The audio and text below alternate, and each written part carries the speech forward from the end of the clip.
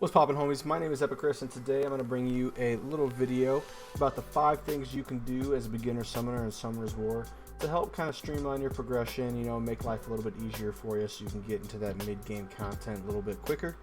I have been playing the game for quite some time now, and when I look on YouTube, a lot of the videos that are, beginner videos are usually a little bit older, so I thought that I would do something a little bit more updated for you guys to kind of show you how progression goes nowadays. So let's go ahead and get into it. If you do enjoy the video, be sure to drop a like, subscribe to the channel, and I do stream on Twitch 5 days a week. So go ahead and hit that link below. You can find me on Twitch, chat with me live, and be a part of the family. So without further ado, let's get into it. My first tip for you guys is actually going to be to clear the story mode. Pretty simple first tip, right?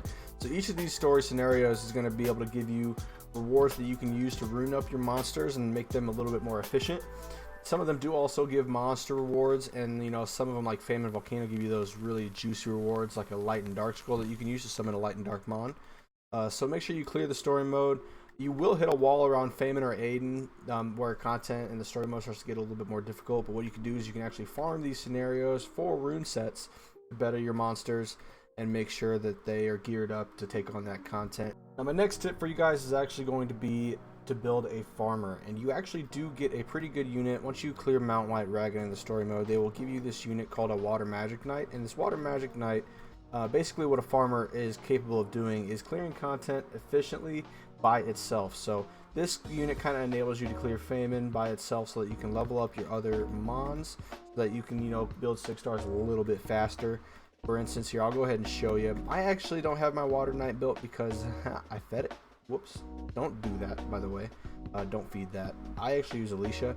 So just to give you a little quick sneak peek into what a real farmer can do, your Lapis, which is your Water Magic Knight, once you get it built and awakened, it'll be capable of doing this. But basically what you want to do is you want to build a unit that can clear content by itself like this, so that you can level up the fodder mons here, and then you can turn those fodder monsters into 4 stars, turn those 4 stars into 5 stars, and then make 6 stars.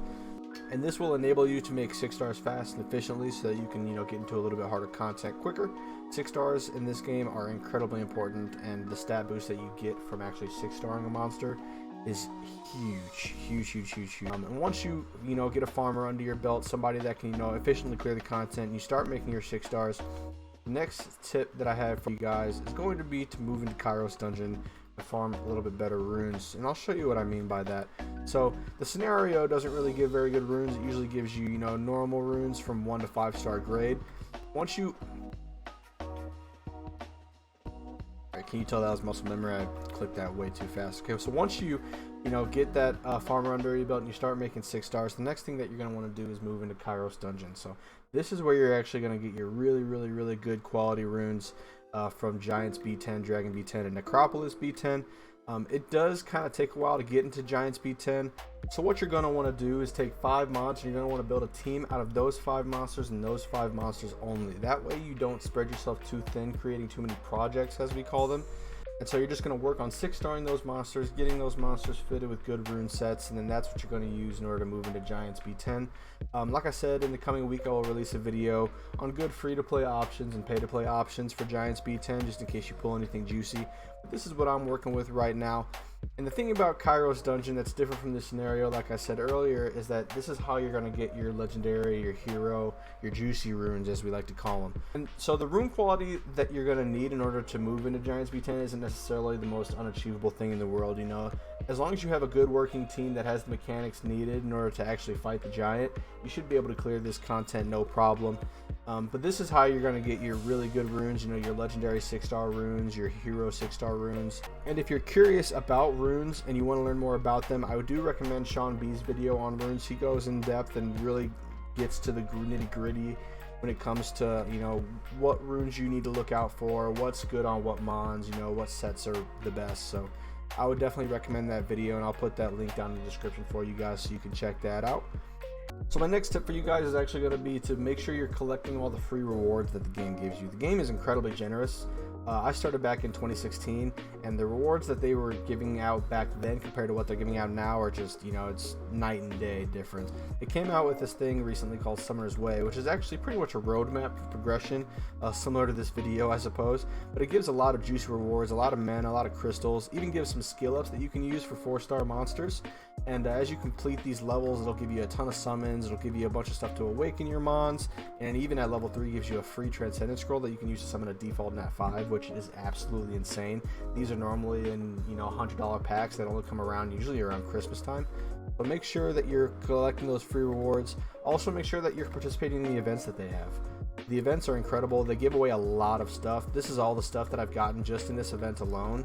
As you can see, I've already cleared a lot of these squares, but look at all this stuff. Like, the events give you a ton of stuff. They even have some events that give away free legendary runes that you can make yourself, and those events are invaluable. Make sure that you're doing those, and make sure you're going through your challenge log, completing your challenges. They give a lot of free stuff away, so just make sure you're always paying attention. Whenever you see like a little notification on your screen, make sure you're clicking it, collecting those rewards, and progressing through the game and doing that Summoner's Way, as well as doing the arena, because there is a free Devmon in here that you can get every week, which is huge, as well as these towers that you can max with arena points that give you global boosts to all your stats and all your mons. So make sure you're doing these. They're incredibly valuable, and make sure you're clearing all that stuff and collecting all those rewards. Can't go wrong with free stuff, am I right? So my fifth and final tip for you guys is going to be to whale. Spend money. No, I'm just kidding. Don't do that. Well, do it if you want to. This game is worth it when it comes to certain things, but my fifth tip for you guys, my real fifth tip, is don't rush. Take the game at your own pace. Enjoy the game at your own pace. I know a lot of people that try to clear content when they shouldn't be necessarily, because either their runes aren't ready, their monsters aren't ready, they aren't 6-starred. Make sure you're clearing the content at a reasonable pace, and don't try to rush any content that you're not necessarily ready yet. Don't feel bad if you're in Giants for 2-3 months before you start to move into Dragons 4-10. Don't be mad if you're in Dragons B10 for 3 months before you move into Necro B10. A lot of the higher level Summoners War players will tell you the end all be all in this game is runes, and I will tell you what, some people will spend all day in Giants just grinding runes. A lot of the top streamers and top players are still grinding Giants to this day. So don't feel bad about taking the content at your own pace, doing content as you're able to. And like I said, in the next week I'll drop a video on Giants B10 that's a little bit more in depth, so we'll go over some free to play and some pay to play options that you guys can utilize in order to make your Giants runs more efficient. We'll go over runes, mechanics, and what you need to get that dungeon done. And that's it for my beginner tips. I hope you guys enjoyed the video. Be sure to drop a like and subscribe if you enjoyed the content, as there will be more videos coming. And yeah, have a wonderful day, wonderful week. Stay healthy. Peace.